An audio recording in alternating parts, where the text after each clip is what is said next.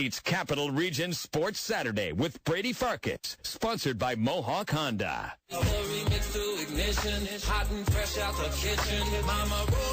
Jacoby Ellsbury, he may have saved the Yankees yesterday, but he made one of the dumbest plays I've ever seen on a baseball field in order to do that. The Yankees have been struggling mightily on offense, okay? They can't hit with runners in scoring position. A-Rod was hitting 156 going into yesterday. Teixeira was hitting 170 going into last night. The Yankees do beat the Rays yesterday. They get a much-needed 6-3 win. Yankees had lost. They'd just been swept by Oakland. They lost 2 of 3 to Seattle before that. Jacoby Ellsbury, he did this yesterday in the bottom of the 5th inning, and it's one of the most exciting things you can do in sports. Here's the pair. Ellsbury's coming home. He slides in. Safe. He stole home. He stole home. Jacoby Ellsbury stole home last night. Stole home. One of the most exciting plays that you can make in baseball, but here's why it was dumb. It worked. It worked, but that does not excuse the stupidity in the play. Brett Gardner's at bat. It's a 3-2 count with 2 outs. So Ellsbury recognizes that Matt Moore is going incredibly slow to the plate. Matt Moore, left-hander, has kind of a cockeyed windup, so he's got his back turned to third base. Then he goes with his delivery. He puts his hands over his head, which makes you even slower. So Ellsbury gets a great jump. But it's a 3-2 count, and there's 2 outs. Brett Gardner, the pitch is ball 4. So it works out in that Gardner goes to first, and Ellsbury swipes home, so it's fine. But it's stupid because 3-2 count, Gardner can't really swing in that scenario. He sees Ellsbury barreling down on him. If the pitch is a strike, the inning's just over because Ellsbury has just struck out. The inning is just over. Gardner would have just struck out. The inning would just be over, and Ellsbury's play of coming home to swipe the bag really cost Gardner a chance to swing. It cost Gardner a chance to swing the bat. If that's strike 3, people are livid at Jacoby Ellsbury that with runners in scoring position in the 5th inning, that the Yankees that Brett Gardner, one of the Yankees' hotter hitters on the season, was not given a real opportunity to swing. The best he could do is maybe just try to kind of flip his hands at the ball because he can't hit Ellsbury, who's coming in. I recognize the play was great. The play was exciting. It worked. Yankees got the lead. Yankees eventually got the win. And maybe Ellsbury, maybe that sparks him. He was hitting 255 going into the game. He was benched at the start of that game. He was not in the lineup because Joe Girardi did not want both him and Gardner, 2 lefties, playing against Matt Moore. So maybe Ellsbury was a little ticked off that he's not in the lineup against lefties. I'd be ticked off if I had a 7-year, $160 million contract and wasn't in the lineup against lefties in favor of Aaron Hicks, who was hitting under 200. But Ellsbury, again, it worked. But that does not erase the stupidity in the play. 3-2, 2 outs. It wasn't, the bases weren't loaded. So, 3-2, 2 outs. Everyone's on the move. Well, that's when there's the force in effect. Force was not in effect. I believe it was 1st and 3rd in this scenario for the Yankees. And Michael Kay was saying it best on the Yes broadcast that if Gardner gets a strike there and isn't able to swing, the Ellsbury decision to steal home handicaps the Yankees, and it costs them a chance at a run. It all works out, but again, it does not mean that it was a smart play. Capital Region Sports Saturday brought to you by Mohawk Honda, your number 1 volume dealer in the Capital Region. Brady Farkas with you, taking you home as always until the top of the hour, until 10 o'clock. So big news yesterday out of the University at Albany. They introduced their new women's basketball coach, Joanna Burnaby McNamee. Joanna Burnaby McNamee, not Katie Abrahamson Henderson. So you apparently, to coach women's basketball at UAlbany, need to have extremely long, hyphenated names. So Coach Mac is what we're going to call her. We just had Coach Abe. Now we're going to have Coach Mac. She gets introed yesterday at UAlbany.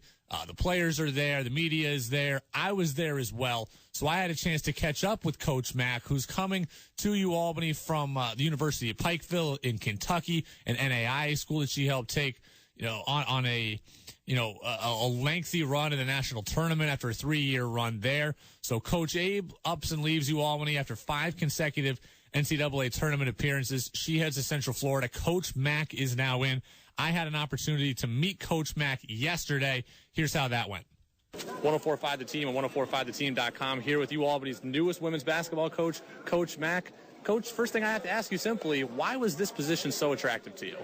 Well, I think the culture in the winning, 5-time American East champions, I don't know that this job would be unattractive to anybody. So it's obvious reasons. And, once getting here and meeting the people in the community, the people of the athletic staff, President Jones, wow, just really good people and made me feel so at home and so welcome that I'm really excited about the opportunity. The men's basketball team coming into this year had been to 3 straight tournaments.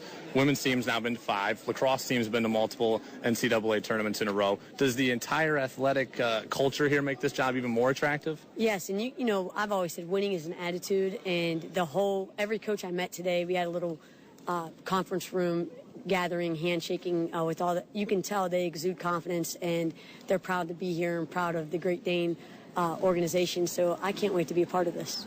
5 straight America East championships. Usually when you go to take a new job, it's a rebuild. This is trying to sustain. Does that make it more pressure? I think it would if I was younger, but, I'm not getting any younger, so I've already done the rebuild at every program I've been a part of. This is a new challenge. Yeah, there's pressure, but I embrace the pressure, and I think that these young ladies are going to hopefully welcome me with open mind, open heart, and once they get to know me as a coach, I hope to instill and continue the same values and build upon the foundation that's already here. And for me, that new challenge is, yes, some pressure, but exciting. Now, you said you like to play up-tempo, like to press, like to get out in transition. Is that just the way you like to coach, or this is what these guys are used to, so it's a little bit of compromise on both ends? No, that's the way I coach. That's been my MO. That's the way I played. Don't get me wrong, if I don't have the athletes to do the press I want to do, and I have to kind of hold back my system, but that's one of the things that made them so attractive is that they do have the athletes and they do already have that mentality. So I think instilling my brand of play will be very easy. Now, you're coming off an NAIA job. I coach junior college baseball and then also Division III baseball, so I know the differences between NAIA and NCAA. How is it going to be different in recruiting between the two levels? Well, I think the recruiting at this level is a little bit better because you have more full scholarships that you're working with, and there's a bigger market. UAlbany is a very well-known program, so I'm more so selling me and the players and things like that, where at the smaller level, you're really just trying to get them to know who you are, and you're working with partials and fulls, and you're mix matching, things like that. So this is more what I'm used to recruiting for. This is what I've done for 11 years of my life. That was only the last 3 years that I coached at the smaller level. So I think I'm probably more suited to do the Division I recruiting and things like that. You were on a Maryland staff that won a national title. Yes. How does that experience prepare you for this job? I think it definitely, every job I've had really builds up to the experience to be good at this job. But at Maryland especially, I worked for Brenda Fries, who's an unbelievable mentor. We had a great staff, and Jeff Wallace, who's now the head coach at Louisville. We came in together, and we grew up in that program together. And it, a lot of the values that Coach Fries has is the same values that I hope to have and instill in my players. But she, working all together there, really gives you that mindset of how to build a national championship program, which is what you want to have when you come to a program like this.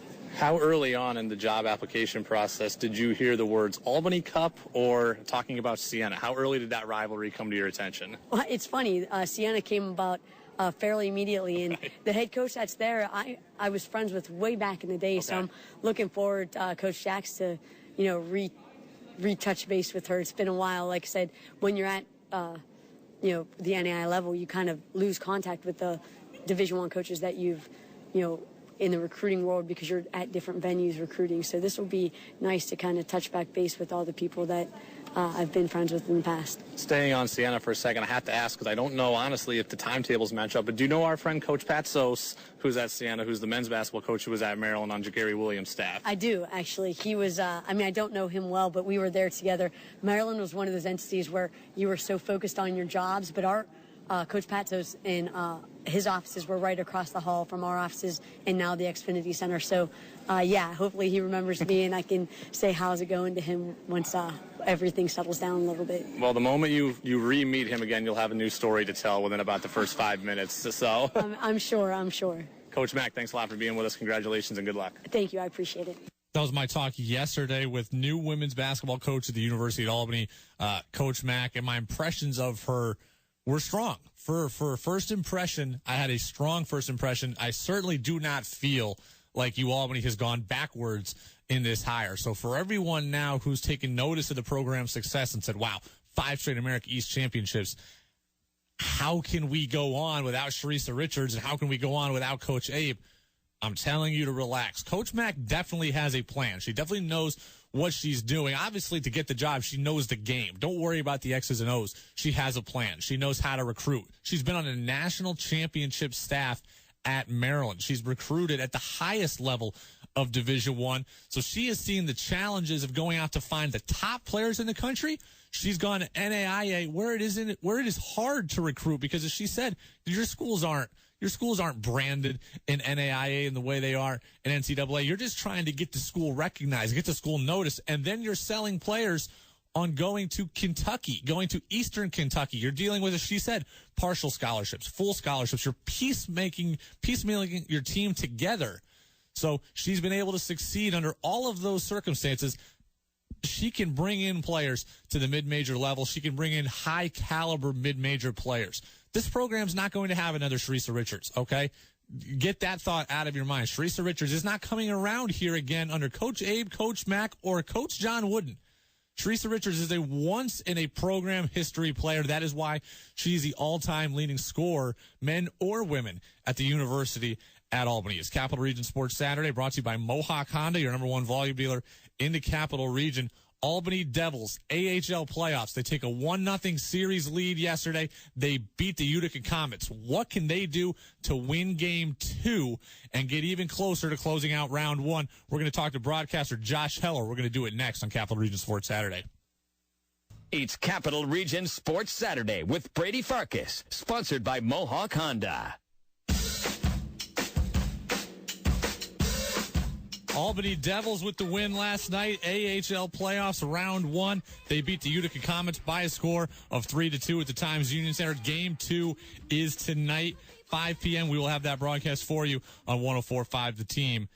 3-2 win for the Devils. We go out to the phone lines where we find ourselves Josh Heller, Devils broadcaster again. Josh, we're going to have you on the call tonight on 104.5 The Team also. But hey, we'd rather see you go to the game, but if you can't, you can listen to Josh right here on 104.5 The Team. But Josh, a 3-2 win for the Devils yesterday. What was the environment like at the TU Center? Oh, it was fantastic. And what's great is playing Utica in the first round. There were a good amount of Utica Comets fans there as well, so the fans were getting into it just as much as the players were. So it was definitely a fun atmosphere, no question about that. All around. And yeah, again, come on out. If you can't, I'll try to make it seem like you're there as best I can. But nothing quite like playoff hockey, that's for sure. So the 3-2 win, Devils with a 1-0 series lead. What do they do tonight to really, really take a stranglehold on the home ice advantage? You know, I thought yesterday the Devils were definitely the better of the two teams. I thought they certainly had the better chances. It kind of got a little sloppy early in the third period, which made it closer than I think the game really was. I mean, you look at, it was 2-0 after 2. The Devils didn't give up a shot in the second period, which is unheard of. So, if they can continue to do that, stay strong structurally, had a few miscues early in the third, if they can, tighten that up a little bit. Special teams were great. They picked up a power play goal, which turned out to be pretty big. So they need to, be good on the power play and the penalty kill once again, because in this series there are certainly going to be penalties with these two teams very familiar with each other and not big fans of each other. And you know what? If they can stay strong with their systems, especially defensively, I don't see why they shouldn't go into Utica on Tuesday with a 2-0 series edge. You just mentioned the second period in which the Devils held the Comets without a shot. I have to circle back to that because you're right. That's unheard of. How did that transpire? I mean, was the Devils' offense so aggressive that the puck was just played the Devils' offensive zone the whole time? Was the forecheck so good that Utica couldn't get a shot off? How did that transpire? You know what? It's surprising because we've had games where we've held teams to one shot or two shots, and usually that's the case. You know it, you feel it. I mean, it's all in one end. The ice is tilted towards one side. It didn't really feel that way, and I was kind of surprised about maybe 10 to 12 minutes into the period that they hadn't put a shot on goal. The Devils did a lot of shot blocking in that period. They had to kill off a couple penalties in the period as well, so certainly the puck was in their own end. And Utica missed some shots. There's no question about that. They just kind of sent some shots wide, which will certainly happen. But they did a great job of blocking the lanes, which is something that this team is very good at, kind of sealing off those shooting lanes. And so if the team does decide to take a shot, it's certainly they're not afraid to step in front and block them. I would be afraid to step in front and block them, but that's why I'm upstairs and not on the ice. These guys, especially in the playoffs, they're willing to put it out there and then take the rubber wherever it goes. That's why I'm far away from the arena. Even I'm just in here, miles away, trying to talk with you about it. I don't want to be anywhere near the puck hitting me. Josh Heller, Devils broadcaster, with us. 104.5 The Team, 104.5theteam.com. It is Capital Region Sports Saturday, brought to you by Mohawk Honda. Game 2 of the Devils opening round series is tonight. It's at the Times Union Center. Go. Enjoy playoff hockey. The NHL playoffs have been great. The AHL playoffs are awesome as well. Head out there. If you really can't, we've got the game for you here. 104.5 The Team as well. This was the 6th one-goal game between these two teams this season. You mentioned these teams aren't really fond of each other. Why is that? Did something happen early in the season? Is it just because the proximity of the two organizations? What is it? Well, I think proximity certainly breeds contempt a little bit, and they saw each other 8 times, which is more than the Devils saw any other team this year. So they've seen a lot of each other, and as you mentioned, the games were close. 4 of the 8 games during the regular season went into overtime. So these are tight games. These are close games, and that's going to inevitably get the two teams riled up a little bit more than usual. But yeah, it certainly is a proximity thing as well. There's pride on the line.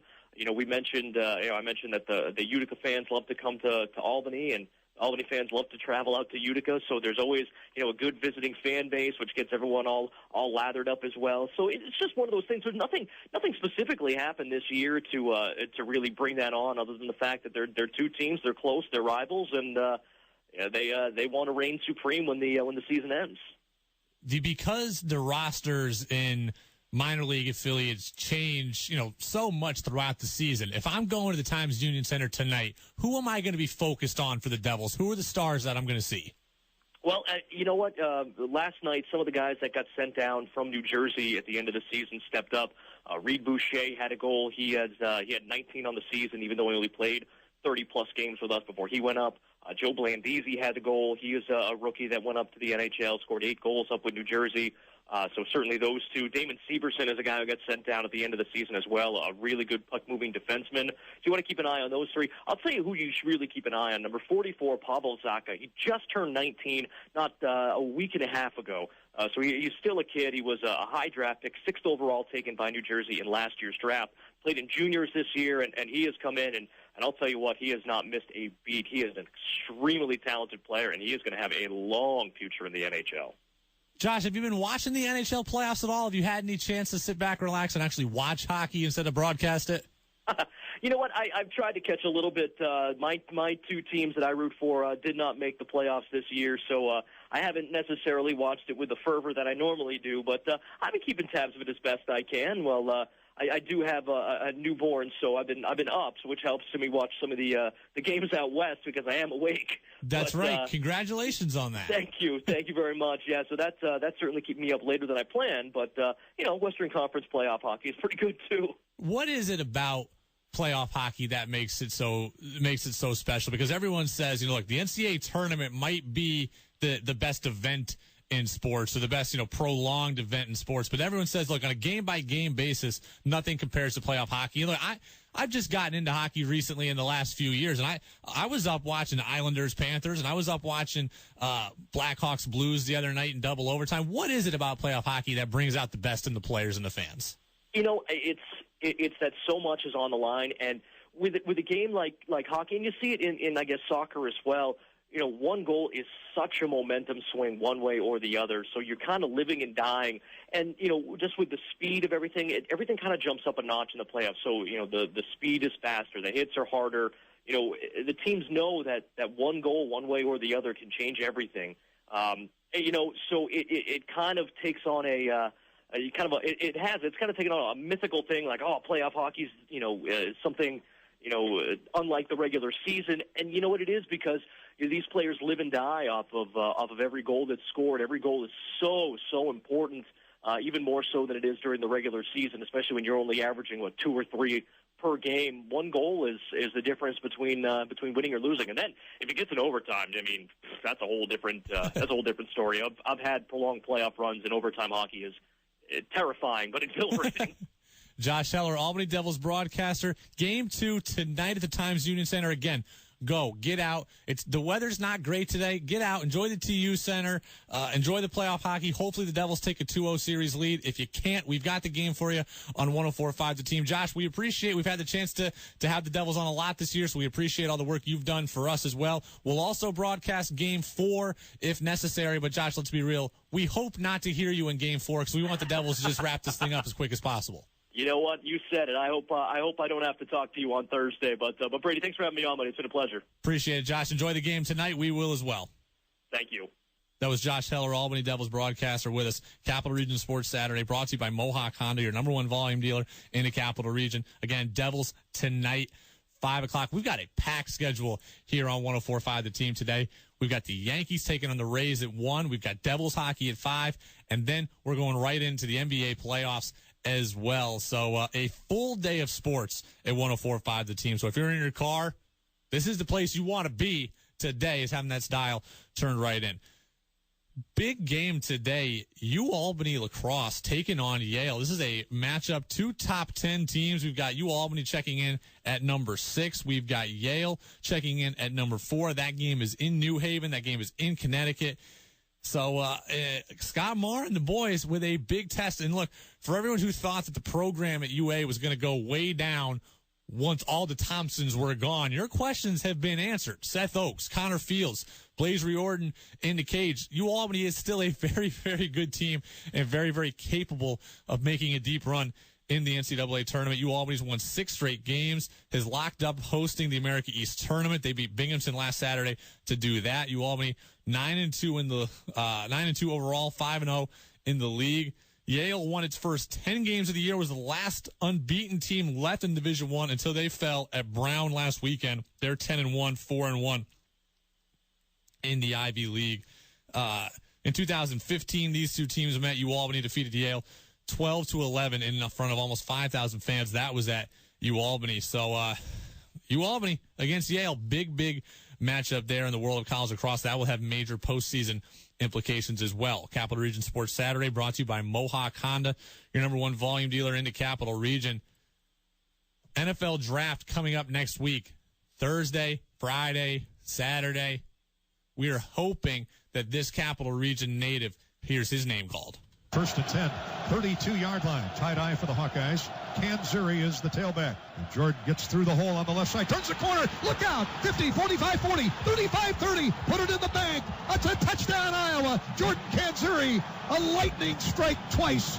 Kanzuri. Turkey stuffed one right down the field. And the Hawkeyes have the double-digit lead back. Jordan Kanzuri, the Troy High School product. Hoping to hear his name called in the NFL draft. The turkey stuffed his way down the field. That was a Thanksgiving game is where that call comes from. Kanzuri rushed for nearly 1,000 yards this year at Iowa in his senior season. The Troy High product. He even missed almost 3 full games, including the Big Ten championship game against Michigan State. Most of it got injured very early in the first quarter. So he missed about 3 games, when you piece the games together. Had nearly 1,000 yards. Does he have a chance to hear his name drafted? Yes, but I would not get my hopes up if I were a Capital Region fan. And that doesn't mean that he won't find his way onto an NFL roster. Somebody is going to take a flyer on Jordan Kanzuri. He's too good. He's too fit. He's got a good mix of physicality when he runs and a good mix of speed when he runs. He can get to the edge, but he also is not afraid to go through the middle. When I talked to him in February or January actually. He said to me, he said, I've heard anywhere between a fourth round and undrafted. And I would say that's pretty consistent. CBSSports.com has him ranked as their 29th best running back. 22 running backs were taken in last year's draft. So that's just for comparison. I don't think he'll hear his name called on draft day, or on drafted days, but he will find his way into the NFL. I mean, look at Thomas Rawls, running back for the Seahawks, was undrafted. He was starting most of the year when Marshawn Lynch was out, and is going to be their starting primary back this year, okay? You don't have to be Ezekiel Elliott to get drafted or to be successful in the NFL. Jordan Canzeri, he can be an NFL player. He can be a successful NFL player. He can help a team, special teams, short yardage situations.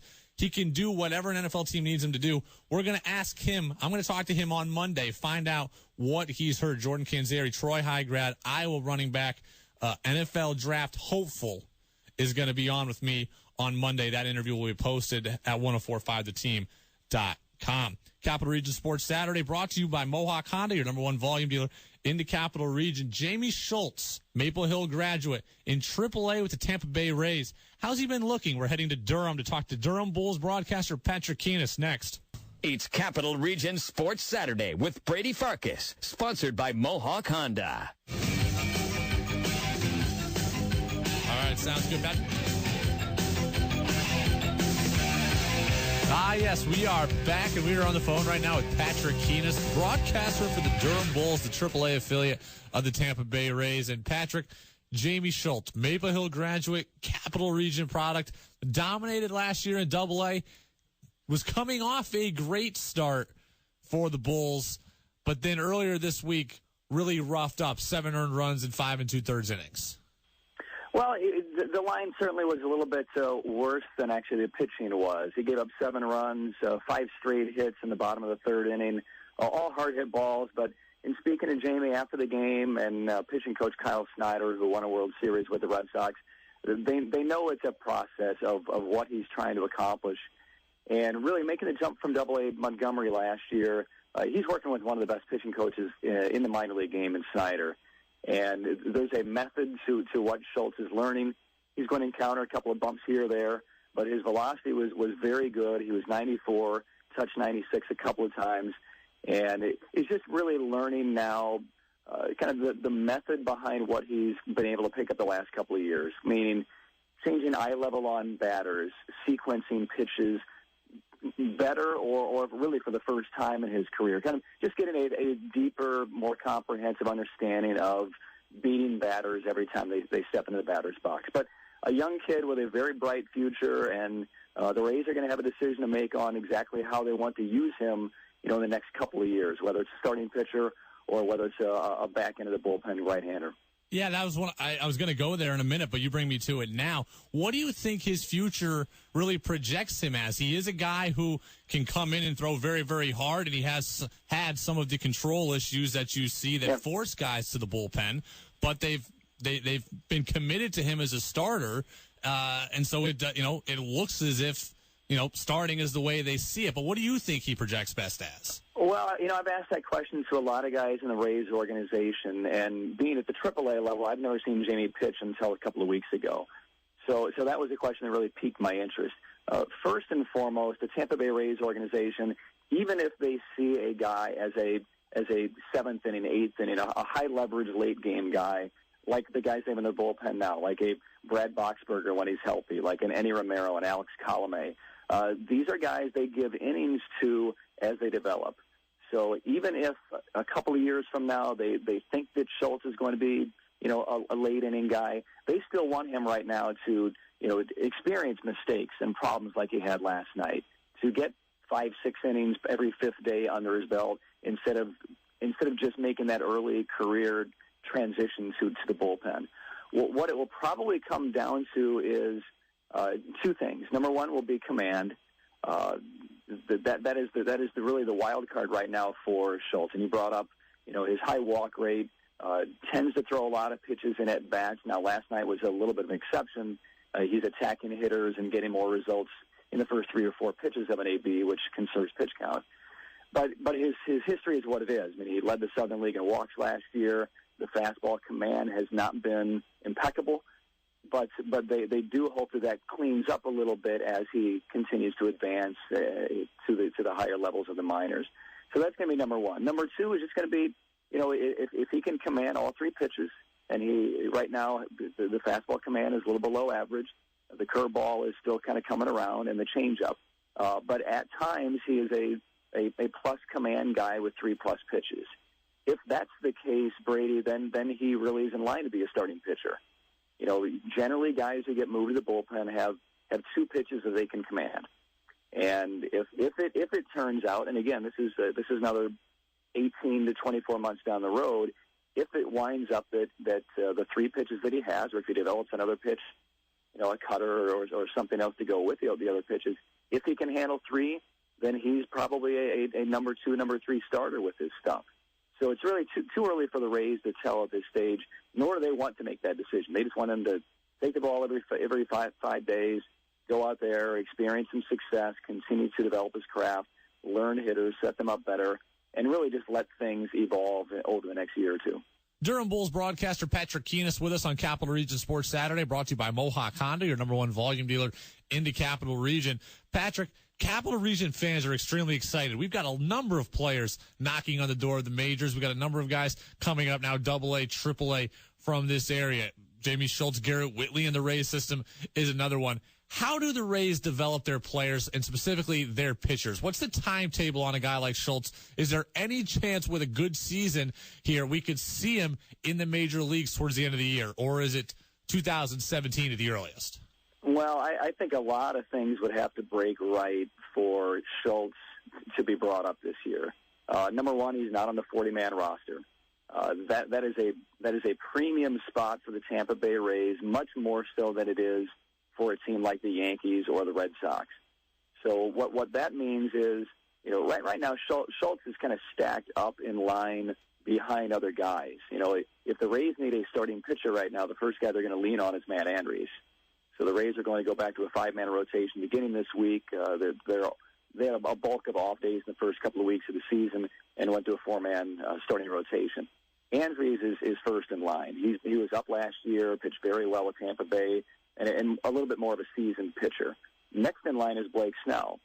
Blake Snell was last year's minor league player of the year at any level, and he rapidly rose through the Rays organization from high A to AAA, and there was a lot of clamoring on calling Blake Snell to the big leagues last year. He had a 1.4 ERA, won 15 games, and he's a lefty with power and a power curveball and an excellent changeup, and he throws 95 to 96 miles an hour.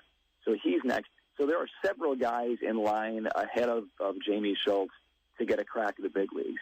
The other part about not being on the 40-man roster, and he has not needed to be protected on that roster yet, is once you get on that 40-man roster and if they call you up to the big leagues, suddenly your clock toward free agency begins. Your clock toward arbitration eligibility begins.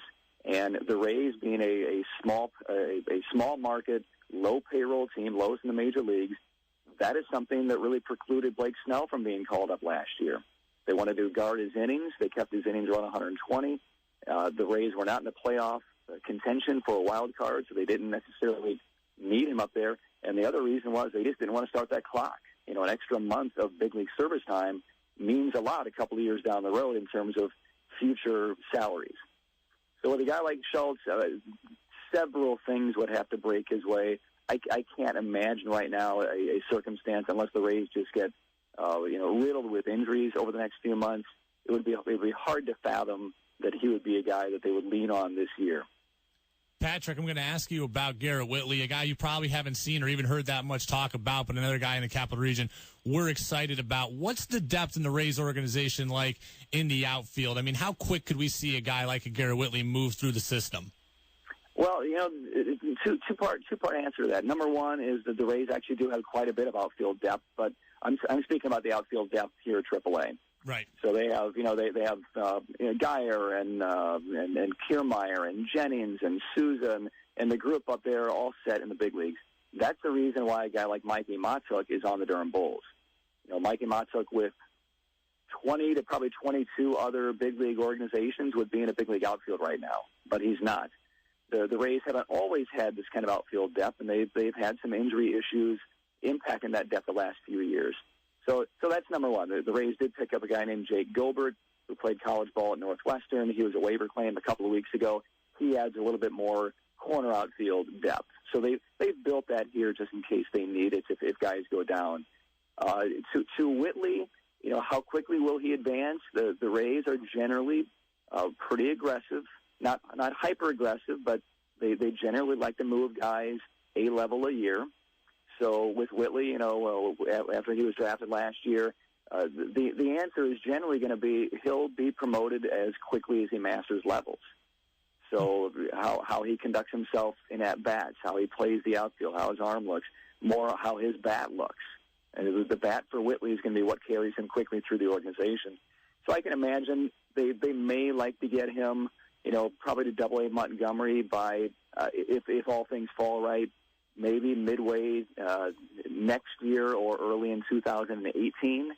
But, when you're a high school drafted kid, no matter how good you are, it still takes a good, 3 to 4.5 years before they are knocking at the door, unless you're just an extraordinary talent.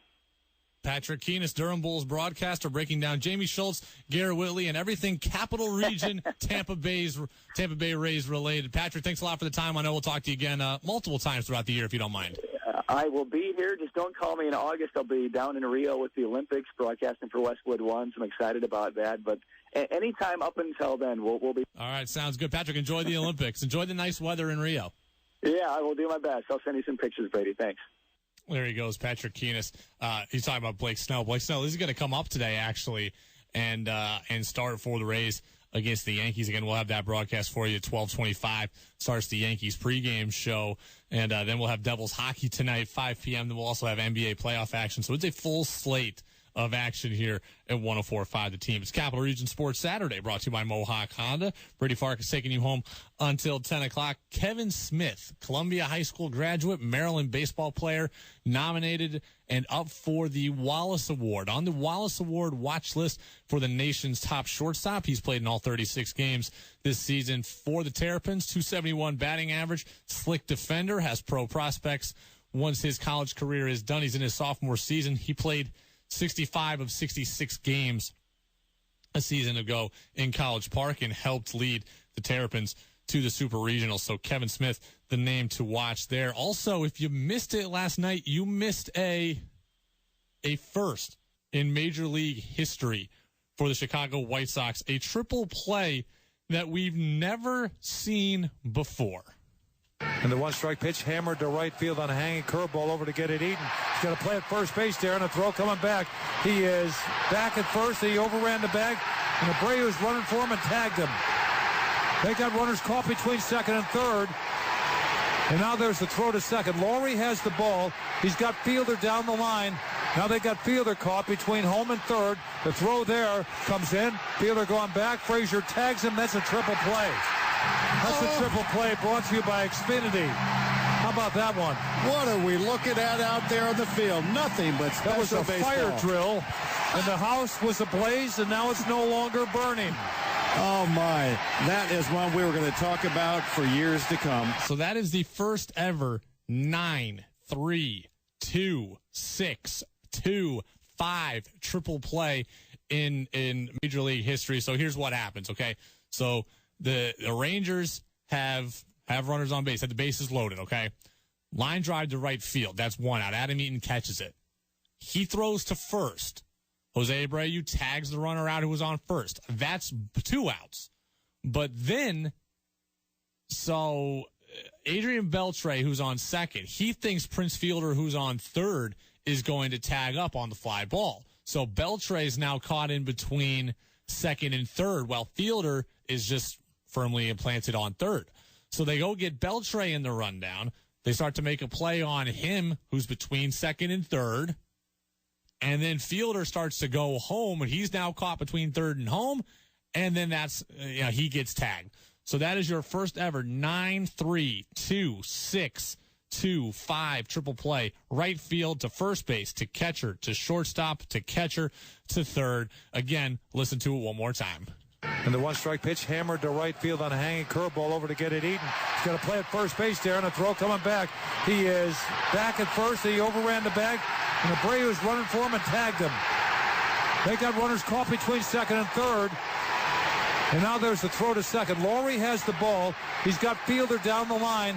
Now they got Fielder caught between home and third. The throw there comes in. Fielder going back. Frazier tags him. That's a triple play.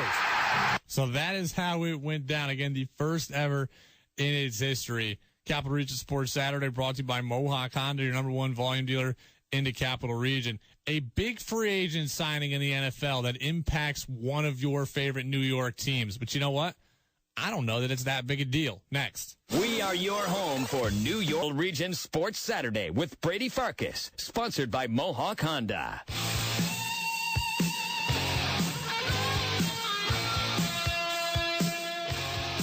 Free agent defensive back Josh Norman has signed with the Washington Redskins, and you know what that means, folks? That means he's going up with the New York Giants twice a season.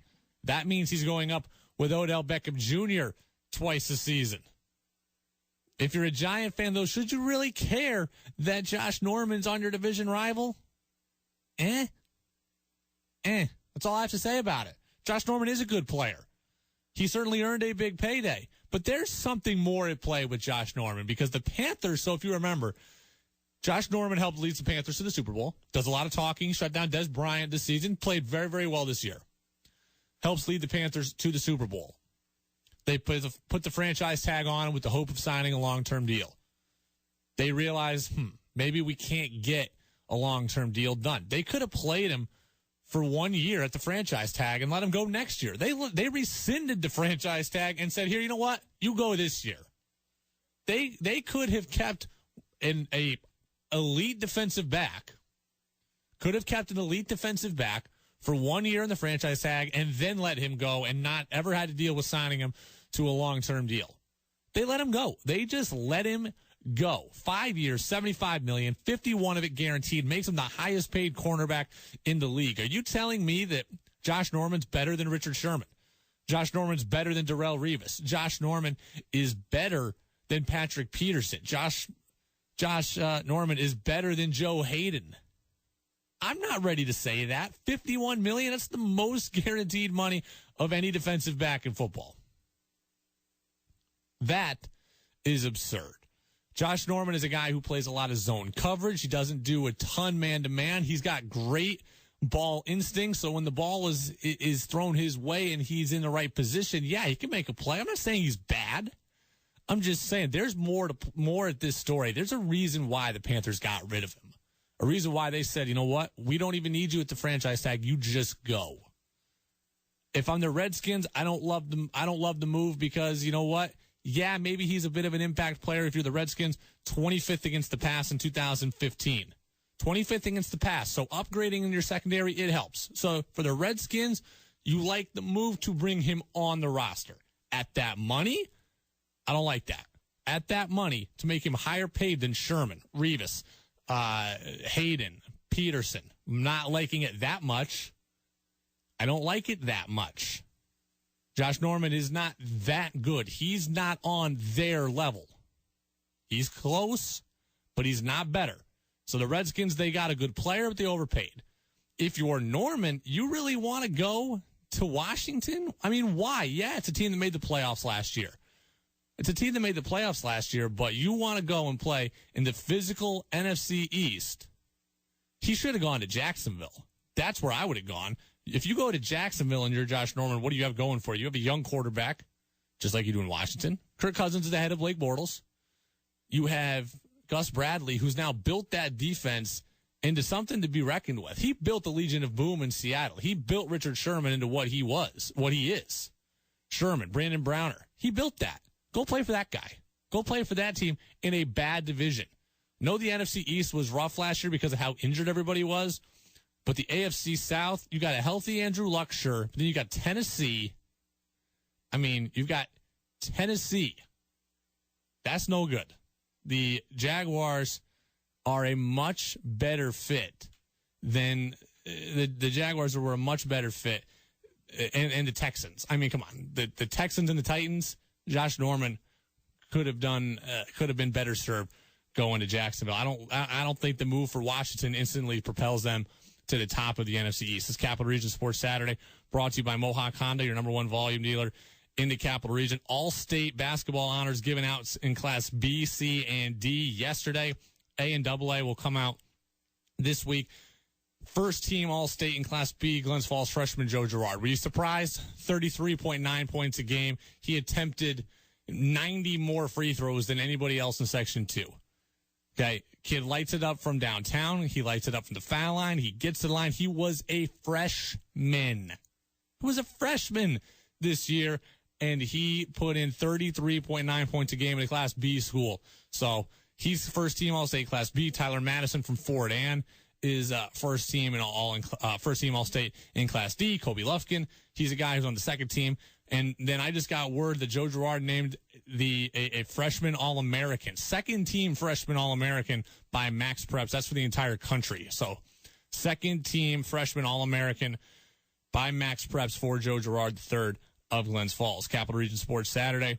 Albany men's basketball, they will take on Duke next season. That was announced this past week as well. Danes will travel to Durham. These two teams met in the 2013 NCAA tournament.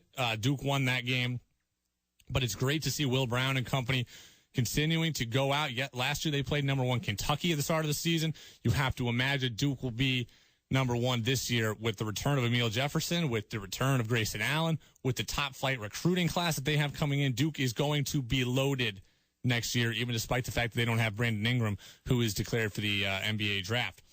Also from the strange but true department this week, did you see Kendall Graveman, the pitcher for the A's? He beat the Yankees because, face it, everyone was beating the Yankees this week and the Yankees' lack of offense. Kendall Graveman was hitting cleanup for the A's this week. It's the first time a pitcher has hit cleanup since 1920. That pitcher, Babe Ruth. It's the first pitcher to bat in new Yankee Stadium. What happened was that the Danny Valencia, third baseman for the A's, got injured. They moved second baseman Chris Coughlin over to third. So the DH, Jed Lowry, went into play second. Once you insert the DH into a defensive position, now the pitcher enters the lineup. He enters it for the guy who has been taken out. That guy who was taken out was Danny Valencia. Capital Region Sports Saturday brought to you by Mohawk Honda, your number one volume dealer in the Capital Region. Full day of action here at 104.5 The Team. Yankees baseball, 12:25 pregame. Devils hockey, game 2 of the AHL playoffs. That's at 5 o'clock. We've got the NBA playoffs after that. It's a full day, 104.5 The Team. See you next week. We are your home for New York sports.